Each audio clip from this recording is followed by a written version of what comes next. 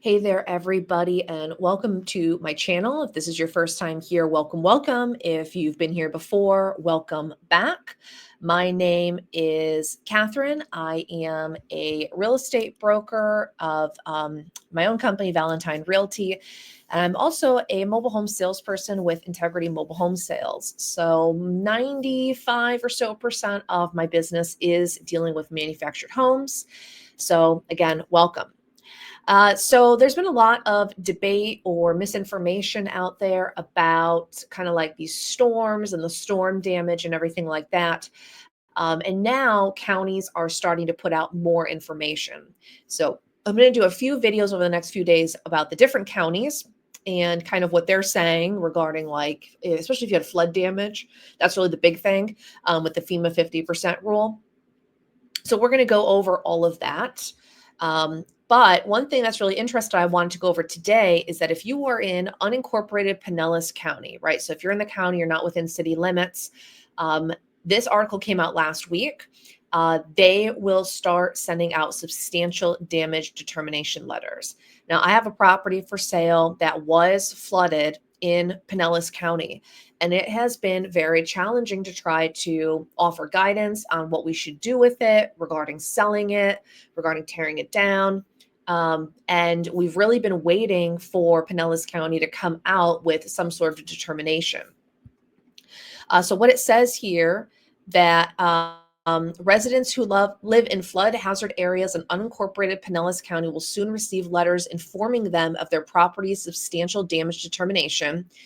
Residents in unincorporated Pinellas County don't have to wait for substantial damage letters to apply for permits to repair their homes. All right. So it says here mailers are going to take several weeks to complete and may go on through till the end of December. The county has had over 700 storm-related permits issued since the hurricanes. And here's the thing, you don't have to wait for these letters if, number one, you already have one of these permit applications ready to file. And number two, if they live in unincorporated Pinellas County. So remember, anybody who's in like a city limit, they need to go to their specific city for information. And it says here, residents that had minor damage, less than 12 inches of water and below power outlets can apply for permits now. So if you had a few inches of water, they didn't quite get up to your power outlets, then you're pretty much okay. However, I know a lot of coastal communities in Pinellas County had substantially more water.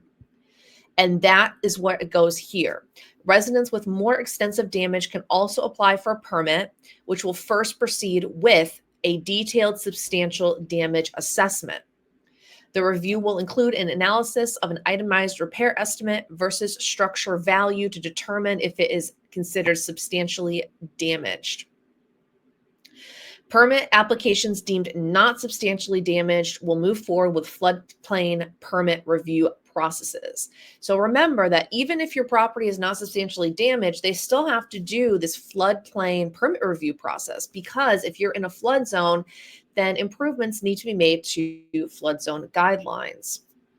And then they talk about, if you're moving forward, if you're starting to do repairs, they recommend against it because number one, it could be a bad contractor, or number two, if you had substantial damage and you're in one of these areas, you may have to undo all of the work that you did and you still may have to tear the house down or whatever. So that's the big thing. And it says here, the substantial damage determination means that a property owner's estimated cost to repair their home in a flood hazard area could equal or exceed 49% of the actual cash value of the structure. So the county's building code requires all buildings in flood hazard areas that make substantial repairs or improvements to elevate or rebuild to avoid flooding again. So I cannot stress this enough. I have been getting into, I got to the point where I was like, I'm not touching anything that got flooded because people were not understanding the whole FEMA 50% rule and everything. And it's like, well, I never heard of it, so you must be wrong. And it's like, okay, whatever. And I told people, it's going to come to a day that, this is going to start coming out and people who are making repairs are going to get screwed, basically. I can't think of a better word for it. Either they're going to have to still take their houses down, or they're going to have to, undo all of the repairs.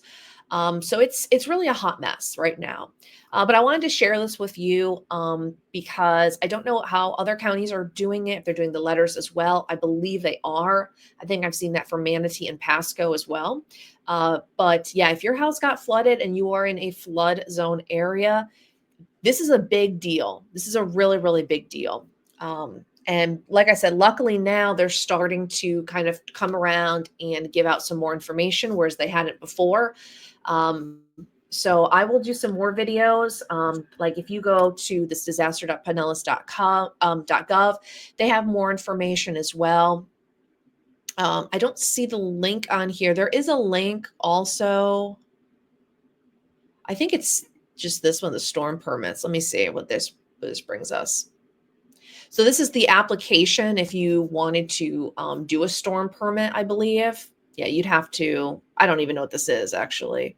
Maybe this is something that contractors can go into. But I think this is actually the website. So this is the one I was going off of before. And then one of my potential clients sent me that other article today, which was really great. But this all talks about the substantial damage rule, and I'll link both of these websites to the video so that you have them. But it really does talk about it, and the thing about it, guys, is yes, this is specific to Pinellas County. However, if you were, this is a federal guideline, right? FEMA is federal. So it really doesn't matter where you were in.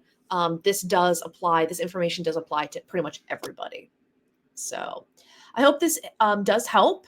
Again, I will put the resources down there, and trying to think of what else. Yeah, I mean, I'll put the resources down there, and if there's anything else that I come across, I will definitely go ahead and share it with you. So thanks so much for watching, and I hope you have a great rest of your day. Bye-bye.